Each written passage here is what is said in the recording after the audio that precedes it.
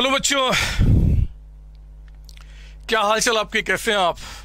देखो, आज एक क्वेरी जो हमेशा मेरे कई बच्चों से रेज होती है और डाउट सेशन के टाइम पे मेरे पास पहुंचती है, खासकर वो बच्चे जिन्होंने सीएमए इंटर क्वालिफाई कर लिया है और वो अब फाइनल में आ चुके हैं एंड वो जानना चाहते हैं कि जो पेपर 17 है, corporate financial reporting CMA final का, उसका रिकॉर्डिंग मैंने जो किया वो किस तरीके से किया हुआ है। कहीं सीए फाइनल का ही कट पेस्ट तो नहीं है, कहीं सीक्वेंस में कुछ मतलब उल्टा सीधा तो नहीं है, कहीं ऐसा तो नहीं होगा कि आप इसको यहाँ पढ़ो उसको वहाँ पढ़ो। तो मेरे बच्चे, इन्हीं सवालों का जवाब देने के लिए एक छोटा सा वीडियो मैंने आपके लिए बनाया है कि ये सीएमए सीएफआर की जो रिकॉर्डिंग है वो मेरा पैटर्न क्या है, मैं किस तरीके से आपको पढ़ा रहा हूँ। जो बच्चे ऑलरेडी क्लासेज स्टडी कर रहे हैं वो तो ऑलरेडी जानते हैं कि मेरे पढ़ने का पैटर्न क्या है, बट मैं खास आपको बताना चाहता हूँ जो नए बच्चे मेरे साथ जुड़ना चाहते हैं।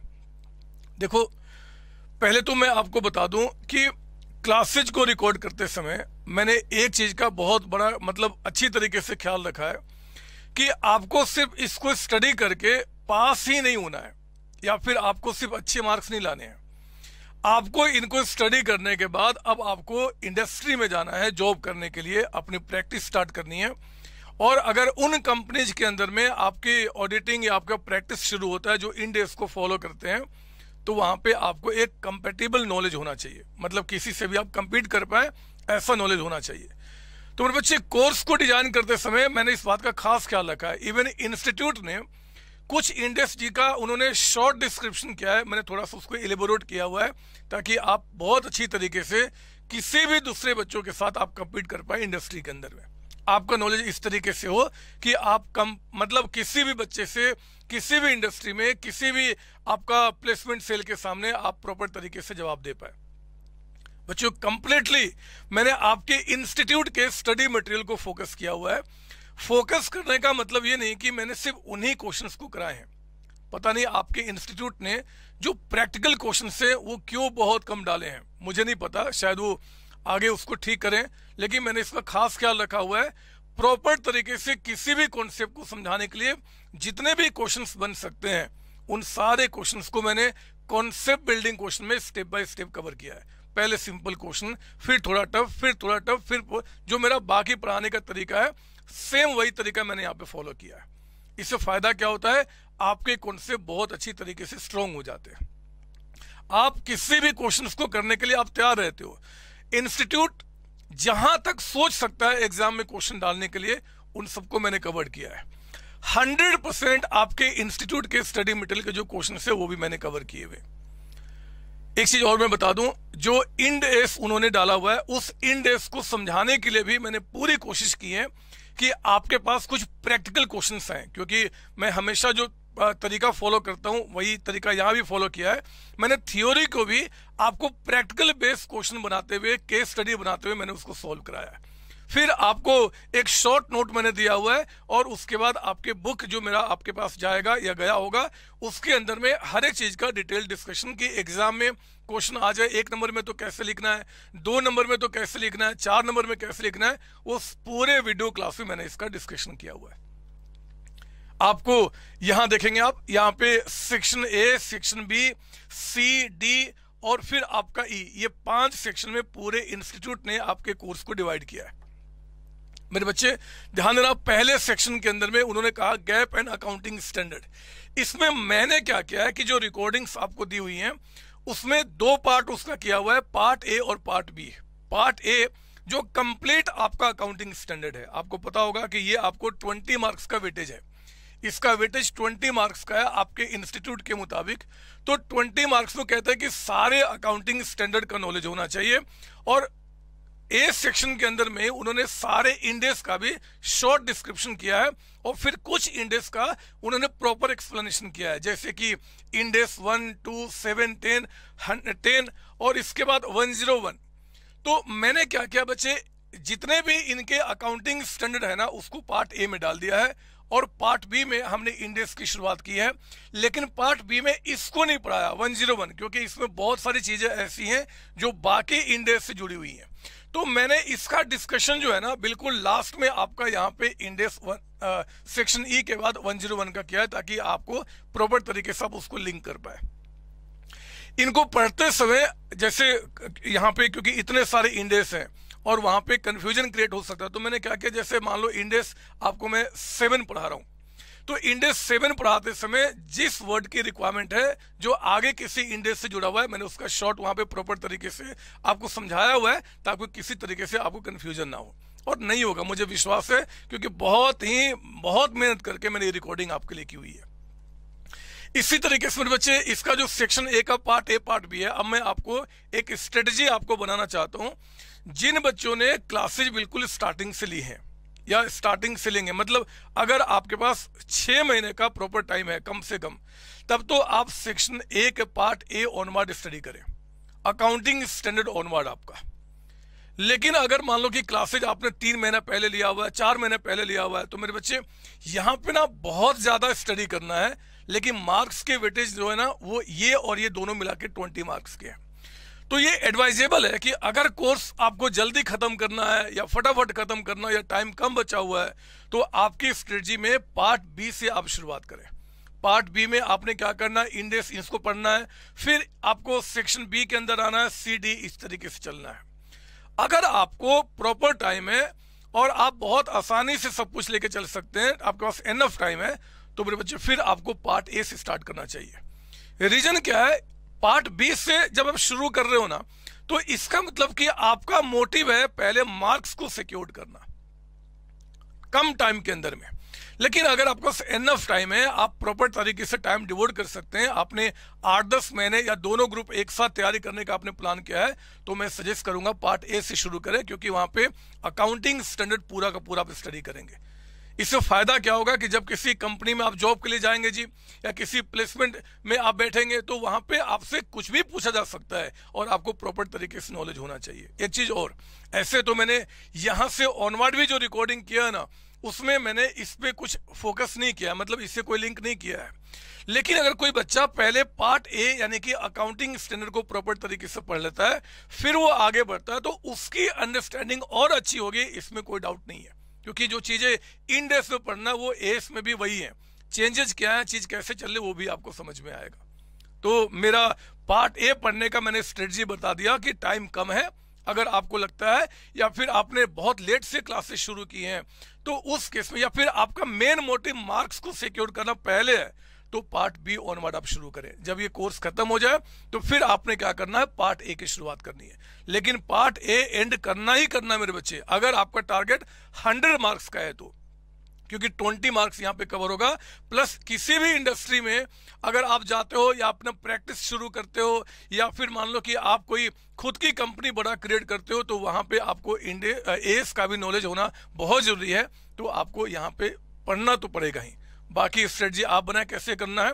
इसके बाद हमने क्या किया, section B accounting of business combination and restructuring. Actually आपके इंस्टीट्यूट ने यहाँ पे 2 बातें बताई है, एक तो इंडेक्स 103 का एंड इंटरनल रिकंस्ट्रक्शन। तो मैंने बहुत प्यारे तरीके से इसको भी खत्म किया है, फिर आपको इसको भी खत्म किया है, मर्जर क्या होता है, एक्विजिशन क्या होता है, सारी बातें हम लोगों ने बहुत अच्छी तरीके से यहाँ डिस्कशन किया है। उसका थ्योरी हो चाहे प्रैक्टिकल हो, सब कुछ मैंने कवर किया, सब कुछ। मतलब इसको पढ़ने के बाद आपको अपने इंस्टीट्यूट के किसी बुक को, एमटीपी, आरटीपी, किसी और स्टडी मटेरियल को, किसी और स्कैनर को देखने की कोई रिक्वायरमेंट नहीं है।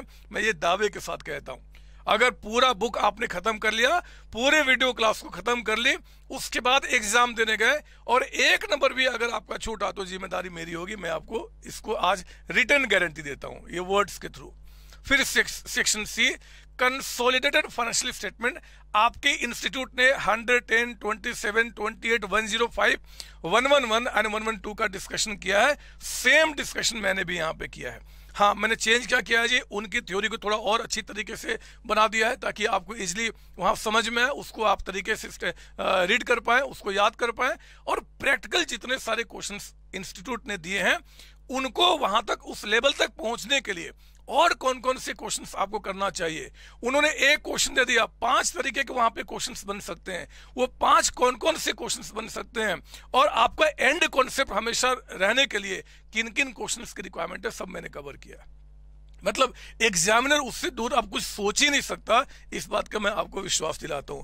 सेक्शन डी में उन्होंने development in financial reporting and other item of reporting उन्होंने तय किया है, जिसमें कि 3 नोट उन्होंने बनाए, स्टडी नोट 4, 5 एंड 6। 4 के अंदर में इंडेक्स 113 का पूरा डिस्कशन मैंने किया है with practical question. Even though उन्होंने प्रैक्टिकल क्वेश्चंस नहीं दिया है, फिर भी मैंने बनाया कि ताकि कुछ अगर मान लो एग्जाम में आ गया तो बच्चा कैसे करेगा, वो भी मैंने बताया है। आपका एसआर सस्टेनेबिलिटी रिपोर्ट क्या होता है, सीएसआर, टीबीएल, आईआर, बीआरआर, इन सब के बारे में बहुत अच्छा डिस्कशन मैंने किया है और इनको एग्जाम में कैसे लिखना है वो भी मैंने आपको बुक के अंदर दिया हुआ है मेरे बच्चे। स्टडी नोट 5 के अंदर में इंडेक्स 32, 107, 109 वैल्यूएशन को लेकर है, वो कैसे किया जाएगा। जीएसटी अकाउंटिंग, अकाउंटिंग मतलब वो जीएसटी नहीं जो आप टैक्स में पढ़ रहे हो, हम अकाउंट्स में उसकी अकाउंटिंग कैसे करेंगे वो भी मैंने यहाँ पे आपको बताया हुआ आपके सिलेबस के मुताबिक। NBFC, valuation of shares and goodwill, आपका फिर स्टडी नोट 6 में शेयर बेस्ड पेमेंट, इनके बारे में भी हमने पूरा डिस्कशन किया है। इंस्टीट्यूट ने 20 मार्क्स का वेटेज इसको दिया हुआ है, 20 मार्क्स का वेटेज आपको सॉरी यहां दिया हुआ है 20 मार्क्स का वेटेज उन्होंने यहां पे दिया हुआ है, 20 मार्क्स का। 25 मार्क्स का वेटेज उन्होंने यहां पे दिया हुआ है, क्योंकि यहां पे टॉपिक्स ज्यादा है बट बहुत सिंपल है। और 15 मार्क्स का गवर्नमेंट अकाउंटिंग के अंदर में उन्होंने वेटेज दिया है। तो ये अब मैं आपको एक चीज बताना चाहता हूं, यहां सेक्शन बी में मुझे एग्जैक्टली याद नहीं आ रहा बट शायद मैक्सिमम टू मैक्सिमम 14 लेक्चर्स हैं, 14 लेक्चर्स ऑफ 2.5 आप मान लीजिए, मतलब इतने में 20 मार्क्स आपके आ गए। यहां भी आपका इसके अंदर में लगभग 15 लेक्चर्स होंगे, 15-16 मुझे एग्जैक्टली याद नहीं है, इंटू 2.5 यानी कि 35-40 घंटे में हमने इसको पूरा खत्म किया हुआ है। इसके अंदर में भी हमारे पास यहाँ पे लगभग 17 के करीब लेक्चर्स है, एग्जैक्टली याद नहीं है। और ये 2 और 2.5 के मुताबिक आपका यहाँ पे लेक्चर्स रिकॉर्डेड है। उसी तरीके से यहाँ पे आपका 6 to 7 लेक्चर्स है। लेकिन मेरे बच्चे इसके अंदर में लेक्चर्स के नंबर बहुत ज्यादा है। यहाँ तो आपको अगर इसमें देखा जाए तो मैं कैसे याद करूं, बट कम से कम मैंने यहाँ पे 35 to 40 लेक्चर्स यहाँ पे रिकॉर्ड किए हैं, इवन उससे ज्यादा ही होंगे। इसलिए कह रहा हूं कि आपकी स्ट्रेटजी पढ़ने के टाइम पे चाहो तो इसको सबसे लास्ट में स्टडी करो, और अगर टाइम प्रॉपर तरीके से आपके पास है तो पेशेंस वाइज आप यहीं से शुरू कीजिए, आपको अच्छा लगेगा, ठीक है ना। इसके बाद हमारा यहाँ पे मैंने बता दिया कि अल्टीमेटली मैंने क्या किया है जी। मेरी बुक के अंदर में एक तो कंप्लीट जो आपका आईसीएमआई का स्टडी मटेरियल है उसकी थ्योरी और प्रैक्टिकल को मैंने कवर किया है। प्रैक्टिकल्स के मतलब सिर्फ वही नहीं कि जो उनके अंदर है उनके लिए जो भी बन सकते हैं, थ्योरी को भी समझाने के लिए मैंने प्रैक्टिकल बेस लिया बच्चे, आप देखेंगे बहुत मजा आएगा। और मैंने कोशिश की है कि बुक में ना के बराबर मिस्टेक हो, बट ह्यूमन बीइंग से थोड़ी थोड़ी मिस्टेक हो सकती है, बट फिर भी ना के बराबर होगी, अगर होगी भी तो। फिर मैंने ट्राई किया है to explain all index with all practical problems and the case studies, आप देखेंगे जो एग्जाम में आ सकते हैं। ये एक्सक्लूसिवली फॉर सीएमए फाइनल है, इस बात का विश्वास दिलाने के लिए कि ये सिर्फ सीएमए फाइनल के लिए ही है। मेरे बच्चे मैंने सीए फाइनल की रिकॉर्डिंग का लॉन्चिंग जो डेट रखा हुआ है वो 2021 में रखा हुआ है, मतलब आपको ये इंश्योर हो जाए। इवन दो मैं चाहूं तो जो रिकॉर्डिंग यहाँ पे उनका 80-85% वहां पे कट पेस्ट कर सकता था या उनका यहाँ पे कर सकता था, लेकिन इस बात को पूरा फुल डेडिकेशन दिखाने के लिए कि मैंने ये सब कुछ सिर्फ आपके लिए किया है, सीएमए फाइनल के लिए। सीए फाइनल का जो सीएफआर है उसका लॉन्चिंग डेट मैंने 2021 में रखा है। 2021 में ऑनवर्ड जो बच्चे मेरे सीए इंटर वाले हैं या जो वेट कर रहे हैं कि सर सीए फाइनल का लॉन्च करें, वो अगले साल आपको दिखेगा कंप्लीटली आपके स्टडी मटेरियल, आपके केस स्टडी के बेस पे। एक चीज और बता दूं, दोनों में एक्चुअली बच्चे एक छोटा सा डिफरेंस है, एक्चुअली छोटा नहीं बहुत बड़ा सा डिफरेंस। अगर आप आईसीएमआई के स्टडी मटेरियल को देखो ना तो इन्होंने क्या किया, सेक्शन बी सेक्शन सी में ज्यादा फोकस प्रैक्टिकल अप्रोच पे किया हुआ है। सेक्शन बी सेक्शन सी के अंदर में आपका ज्यादा फोकस क्या होगा, उनका प्रैक्टिकल अप्रोच के अंदर में। लेकिन आईसीआई का अगर स्टडी मटेरियल देखे तो उन्होंने एक बैलेंस मेंटेन किया प्रैक्टिकल थ्योरी का। तो हमें रिकॉर्डिंग्स को भी हमें पढ़ने का जो तरीका होना चाहिए भी वो भी अपने इंस्टीट्यूट के मुताबिक होना चाहिए कि क्वेश्चंस का पैटर्न क्या बनेगा जी, किस तरीके से बातें होंगी। कुछ इंडेक्स पे बहुत ज्यादा डिटेल डिस्कशन किया है हमारे आईसीएमआई ने, और कुछ इंडेक्स पे बहुत ज्यादा डिटेल डिस्कशन किया हुआ आपका आईसीआई ने, बट चिंता न करो, आपको वही चीजें आपको दे रहा हूं जो आपके लिए रेलिवेंट है, ठीक है ना। तो ये मैंने आपको बस विश्वास दिलाने के लिए मैंने काम किया कि हम इसको अगले साल आपका लॉन्च करेंगे, इस बार नहीं। जितने भी इंपॉर्टेंट पास्ट ईयर क्वेश्चन है आपका एमटीपी, आरटीपी, आईसीएआई के भी स्टडी मटेरियल से जो अच्छे क्वेश्चन हैं, जो उनके एग्जाम में अच्छे क्वेश्चन आए, जो हमारे पास आ सकते हैं, हमारे आईसीएमआई में जो स्टडी मटेरियल में अच्छे क्वेश्चन हैं, कोई और भी आपका अच्छा इंस्टीट्यूट है जिसके अच्छे क्वेश्चन है, उनको भी मैंने कवर किया है along with concept building question. आपके कॉन्सेप्ट को बिल्ड करने के लिए जो जो चीजों की रिक्वायरमेंट है, पहले मैंने उसको स्टेप बाय स्टेप बताया हुआ, फिर मैं वहां तक पहुंचा हूं। अब देखेंगे क्लास में, अच्छा लगेगा। एट लास्ट एक रिवीजन कैप्सूल भी मैंने आपको एंड में दिया हुआ है, जिस रिवीजन कैप्सूल में आप क्या करेंगे, प्रॉपर तरीके से इनका एक शॉर्ट रिवीजन करेंगे एग्जाम के टाइम पे। फटाफट उसको कैसे रिवीजन करना है, मतलब हमारे पास अगर एक दिन का टाइम है, पूरे बुक का आपका रिवीजन करना किस तरीके से किया जाएगा वो भी मैंने आपके लिए दिया है, ताकि आपको मजा आए एटलीस्ट पढ़ने के लिए। और नो डाउट कि क्लास को पूरी कोशिश की है बच्चे कि आपको किसी तरीके से बोरिंग फील ना हो, आप क्लास को बहुत अच्छी तरीके से एंजॉय करें और आप सोए नहीं। मैंने इसका भरसक पूरा कोशिश किया हुआ है। बहुत मेहनत लगता है जब मैं एक स्टूडियो के अंदर हूं और आपको मतलब कोशिश करता हूं जगाने का। तो जो बच्चे ऑलरेडी पूरे ऑल ओवर इंडिया या इंडिया से बाहर स्टडी कर रहे हैं वो जानते हैं कि मैं क्लास में आपको सोने नहीं देता। मैंने सीएफआर में भी आपको सोने नहीं देने की कसम खाई हुई है। आप उसको स्टडी करेंगे, आपके दिमाग में चीजें कैसे बैठाएंगे, क्या बैठना है, वो सब मैंने प्लान प्रॉपर तरीके से करके रिकॉर्डिंग किया हुआ है। कंप्लीट स्टूडियो रिकॉर्डिंग है। मतलब यहाँ पे जो सुनसान सा स्टूडियो है ना, जहाँ पे मैं चिल्लाते रहता हूँ, ये सिर्फ यही बात को ध्यान में रखते हुए कि ये सामने ये जो कैमरा है ना, यही मेरा बच्चा है, और इसी को फोकस करते हुए, आपको फोकस करते हुए, आपको आपकी आंखों में आंखें मिलाकर मैंने इसकी प्रॉपर रिकॉर्डिंग की है।